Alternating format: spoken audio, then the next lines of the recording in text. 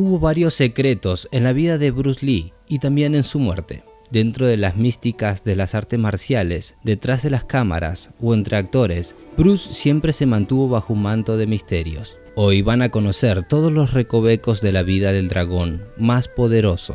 Su último día con vida estuvo nublado por teorías imposibles de creer, pero que podrían ser verdad en la cotidianeidad de Lee. Vamos a detallar el enigma de su deceso, sus últimas horas y los secretos que lo llevaron a una encrucijada hasta que tuvo que pelear literalmente con la muerte. Así como tuvo callos en los nudillos por golpear tablas, sacos, bolsas y otros contrincantes, en su interior mantuvo una maldición familiar desde el nacimiento. Su primera respiración en la tierra estuvo invadida por sus ancestros y una leyenda que lo llevó a una muerte prematura, al igual que sus hijos que, tiempo después, pagó por el nacimiento de su padre.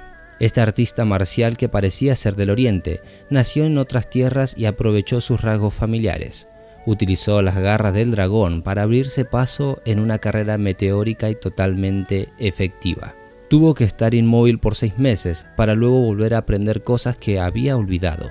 Quédense para conocer la vida enigmática y bifurcada de Bruce Lee. Aprovecho esta breve pausa para mencionarte que si te gustan videos documentales y relatos misteriosos, puedes suscribirte a mi canal. También quiero aprovechar este momento para dar a conocer mi segundo canal, donde van a conocer casos famosos de gente no famosa. Al ser una persona extremadamente conocida, Bruce Lee amontaba rumores sobre su muerte. Siempre decían que había fallecido a causa de una pelea contra unos o varios peleadores, y el escenario siempre era en el Oriente. La violencia de los golpes lo apagaba hasta que dejaba de respirar. Pero eran mentiras de la gente que, yendo de boca en boca, se iban haciendo historias enormes hasta que lograban ser desmentidas. Cuando él murió, la gente no lo creyó, mucho menos de la manera en la que fue pasando su último día. El 20 de julio de 1973, Bruce estaba en su casa en Kowloon con el productor Raymond Chow para discutir sobre una película que tenían entre manos. Ya habían almorzado y luego trabajaron hasta las 4 de la tarde. Cuando decidieron dar por terminada la jornada, se dirigieron juntos a la casa de Betty Timpei, una actriz taiwanesa que iba a tener un papel protagónico en la película. Los tres repasaron el guión y pasadas unas horas, el productor se retiró, pero antes le dijo a Bruce que lo esperaba a la hora de la cena para seguir con sus proyectos y pidió puntualidad como siempre. Pasadas las 18 horas, Bruce se quejó de un intenso dolor de cabeza y la actriz le dio un Aquasic, una especie de aspirina más potente, y él lo ingiere junto a algunos refrescos. 1 hora y media más tarde, Bruce se acostó a dormir la siesta. A las 21:15, Chow llama a Timpei para preguntarle por Bruce Lee. Cuando el productor conoció por qué estaba retrasado, escuchó los gritos histéricos de la actriz que decía: Bruce no despierta. No sé qué ocurre, pero Bruce no despierta. Y la verdad era que Bruce Lee no iba a despertar. En ese momento había entrado en coma para no volver más. ¿La maldición había tenido que ver? ¿Lo habían envenenado? ¿El medicamento lo colapsó? Para saber esos problemas debemos empezar con su vida, desde el inicio. El artista marcial nació el 27 de noviembre de 1940 en Jackson Street Hospital de San Francisco, en Estados Unidos. Era el año del dragón de oro en el calendario chino, lo cual procuraba ser un presagio de buena suerte. Lee Jun-fan era su nombre real, pero su padre lo llamaron Saifón, que significa pequeño dragón o fénix. El pequeño nació con buena salud y una maldición ancestral, ya que, teóricamente, el linaje se había roto porque él nació después de la muerte de su hermano mayor. En China hay una superstición que, cuando un varón nace tras la muerte de otro hermano varón, su nombre debe ser femenino. Por eso sus primeros pasos lo dio como Saifón, pero cuando fue más grande, se llamó como quiso, y ahí la maldición se presentó de la peor manera. Este misterio se lo voy a contar más adelante. El nombre de Bruce Lee surgió de una enfermera del hospital, más que nada para que no hubiera problema con la partida de nacimiento estadounidense. Al tiempo, Lee y su familia se mudaron a Kowloon, en Hong Kong. El contexto histórico de sus años estuvo bañado de sangre y balas por la ocupación japonesa de 1942 a 1945, en plena Segunda Guerra Mundial. Lee Ho-jong, el padre de Bruce, era actor en películas cantonesas y comediante. Terminada la guerra, volvió a su trabajo acompañado de su hijo. Años antes, cuando tenía 2 meses de edad, interpretó a un bebé en la película Golden Gate Girl. Tiempo más tarde, a sus 6 años, participó en la película The Fear of Making. Y ese fue el puntapié para sumar trabajos como actor en más de 20 películas.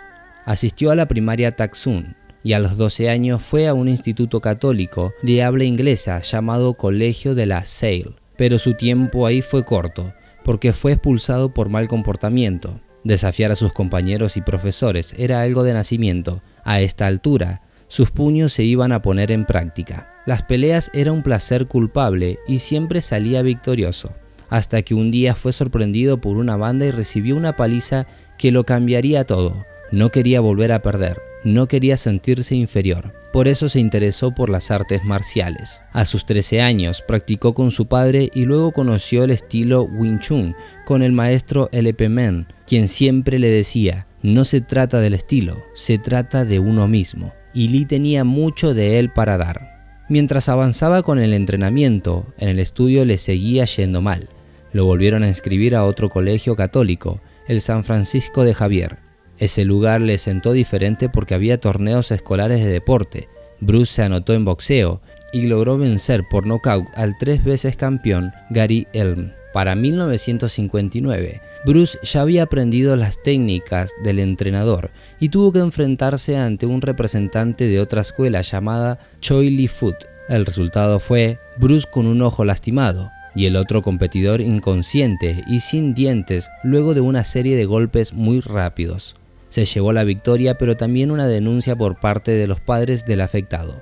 Con esa sed de triunfo y aprovechando su fama en ascenso, Bruce aprendió a bailar. La agilidad para los giros, su elasticidad y su carisma lo llevó a convertirse en campeón de cha-cha-cha. Para cuando había terminado el secundario, él y su hermano viajaron a San Francisco, un lugar donde el futuro tenía más aventuras para ellos.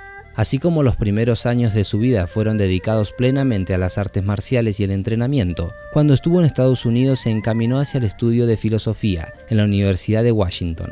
Al no tener un trabajo estable, se financió su carrera trabajando como asistente de cocina en un restaurante chino y en diversos periódicos. El conocimiento adquirido durante sus estudios universitarios lo volcó y aplicó a su arte marcial. Le interesaban los pensamientos del taoísmo, de filósofos de Oriente y Occidente.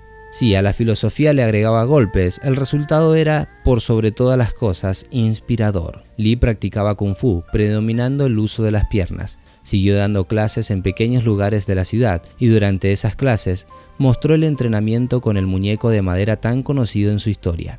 No había un día que no entrenase, se estaba transformando en una máquina.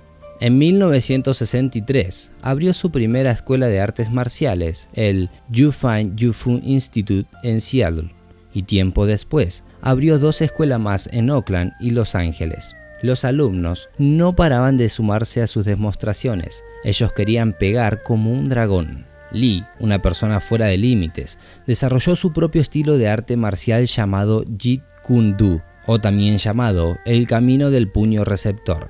Su estilo combinaba todo lo que había aprendido, incluso el Tang Soo Do, que lo aprendió gracias a su amigo, el actor Chuck Norris. Al otro año, durante 1964, se casó con su novia llamada Linda y a la par entró en el ambiente de Hollywood. Ed Parker, quien había llevado el estrellato a Frank Sinatra y a Elvis Presley, organizó un campeonato internacional de karate en Long Beach y Bruce Lee fue uno de sus invitados para las demostraciones. Lee hizo flexiones con 2 dedos y demostró el poder del golpe de 1 pulgada. Había quien decía que era todo actuado, pero Bob Barker, el que recibió los golpes de Bruce, luego de la demostración se tuvo que quedar en casa y no pudo ir a trabajar del dolor que le había provocado. En ese campeonato conoció a Dan Inosato, quien fue su sparring. Al ver el potencial que manejaba Lee, decidió acompañarlo en su camino. Curiosamente comenzó como su discípulo y terminó siendo el primer alumno certificado del Fan Yu Fu Institute de Los Ángeles. Hoy, a sus 85 años, Dan Inosato posee la completa certificación para enseñar el estilo de Lee. Así como las demostraciones peleaba contra otros artistas marciales, en la calle también tenía contrincantes. recibía varias invitaciones para medirse contra otras personas. La historia más importante relatada por su familia y contrincantes fue contra Wok Shakman, de la comunidad tradicional china, pelea que aparece en una de sus películas. El problema fue porque no querían que él enseñara Kung Fu a las personas que sean chinas, y en realidad no lo pedían por la tradición, sino porque Lee estaba triunfando. El alumno directo de Ma Qingfeng, conocido por ser maestro de Xia Weikong y Wei Shu, lo desafió a un combate. Las reglas eran simples. Si Bruce perdía, tendría que dejar de enseñar a los extranjeros y cerrar sus escuelas. Si ganaba, tendría la libertad de enseñar a cualquier persona. El día de la pelea, Lee aclaró que el combate sería sin reglas. Linda relató en su libro Bruce Lee, The Man Only I Know, que Jack Man, luego de recibir algunos golpes, fue alcanzado por el dragón. Lo derribó y lo inmovilizó, dándole repetidos golpes en la cabeza. Lee, viendo que ya estaba todo dicho, le pregunta 3 veces en cantones: ¿es suficiente?, recibiendo como respuesta: sí, es suficiente. Otras voces comentan otro desarrollo de la pelea, pero siempre el resultado es el mismo. ¿Lee estaba contento? Sí y no a la vez, ya que para él había tardado mucho en ganar, así que decidió mejorar sus condiciones físicas y así evolucionar el Kung Fu.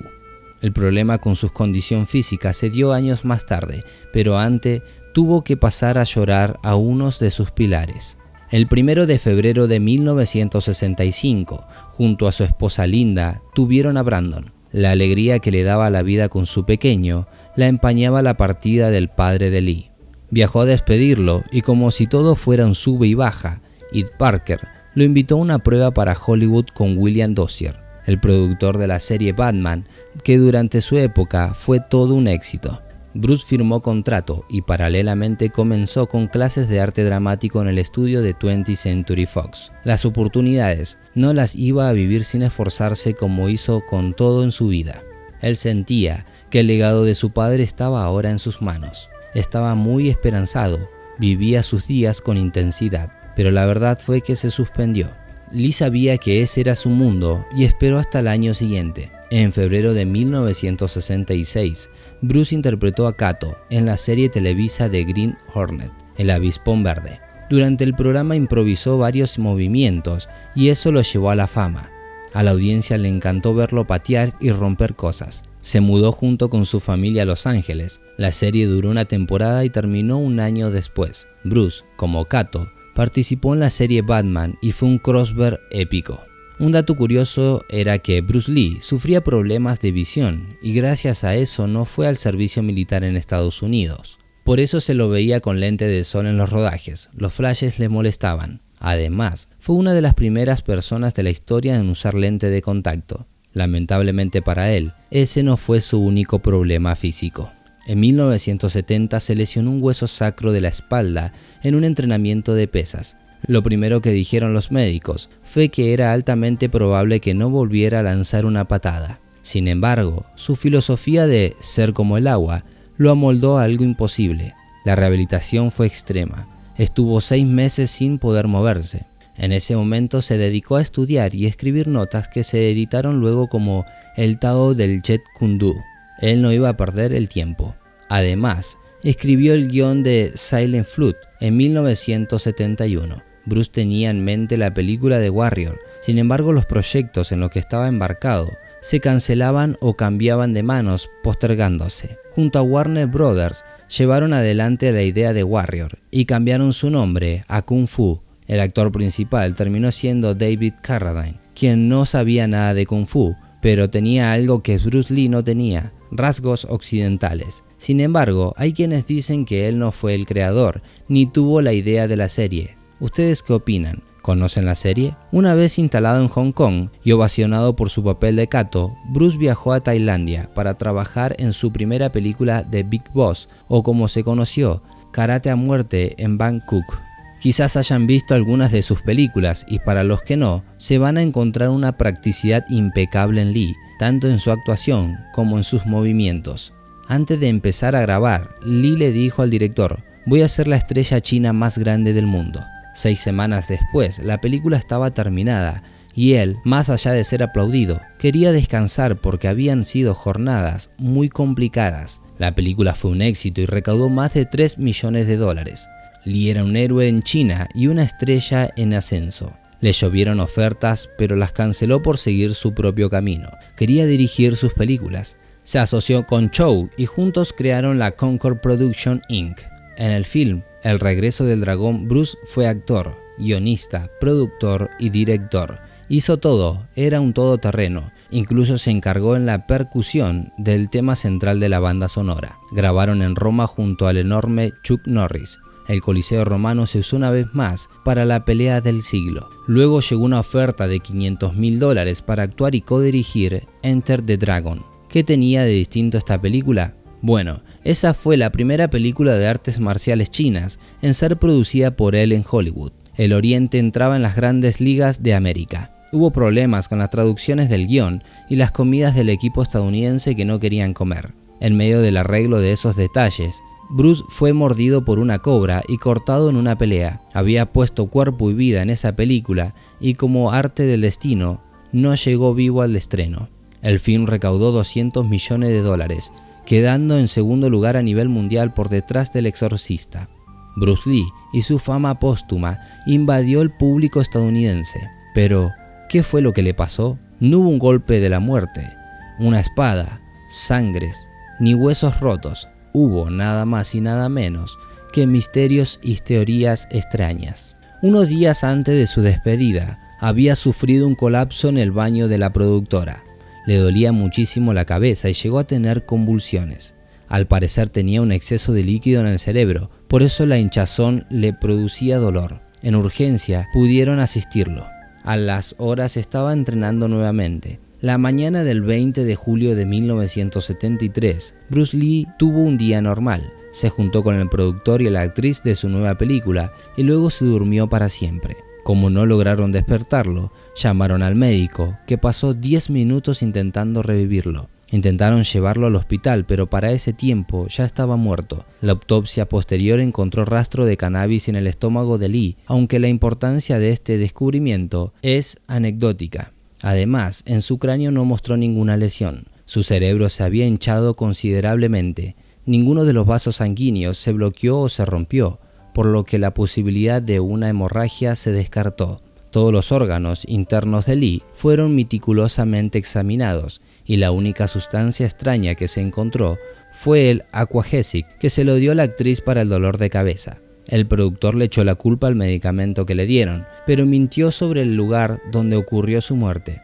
Aseguraba que la estrella había fallecido en su casa acompañado de su mujer. Linda sabía de esa mentira y la apoyó para no manchar la imagen de su difunto esposo. Pero esas noticias también fluyen como el agua y se supo que estaba en la casa de la actriz Betty Timpey. De todas las veces que lo habían dado por muerto, la real viajó por todo el mundo. Entre las teorías que se dijo, supuestamente una prostituta con la que se había puesto violento lo había envenenado con un poderoso afrodisíaco que le hizo perder el control. Otras personas dijeron que la actriz Betty Timpey lo había envenenado. Ella teóricamente trabajaba para una sociedad secreta que quería a Bruce Lee muerto. Otras teorías culpan a la mafia italiana, china y estadounidense. Según sus películas, él siempre los vencía, pero en la realidad todo era diferente. La maldición de la familia Lee, que hablamos de su nacimiento, también estuvo en boca de todos. La leyenda de la maldición de la familia Lee salió a la luz 20 años después de la muerte del famoso artista marcial, cuando el único hijo, Brandon Lee, murió en el set de filmación de la película El Cuervo, que curiosamente ahora van a hacer el remake y habría que ver si la maldición se extiende, pero esa es otra historia. En su película Dragón, el actor pelea contra algo extraño. En la escena final, Bruce Lee le hace frente al fantasma. La criatura se rinde sin pelear porque prefiere irse a acechar a su hijo Brandon. 2 semanas después del estreno de esta película, Brandon Lee murió durante el rodaje de El Cuervo. Las teorías esotéricas no podían faltar. Según Linda, Bruce Lee tenía una premonición. Él decía que no iba a vivir ni la mitad de años que su padre, quien murió a los 64, justamente el doble de edad que tenía Lee el día de su muerte. Otros artistas marciales dijeron que Bruce Lee había sido golpeado por el toque de la muerte, el golpe Dim Mak, utilizado contra él días antes. hoy queda su legado y los familiares mantienen viva su llama a través de su fundación. Bruce Lee fue el ejemplo vivo de sus propias lecciones. Su filosofía lo acompañó hasta sus últimos días. ¿Ustedes qué piensan? ¿Podría ser su muerte fruto de una maldición?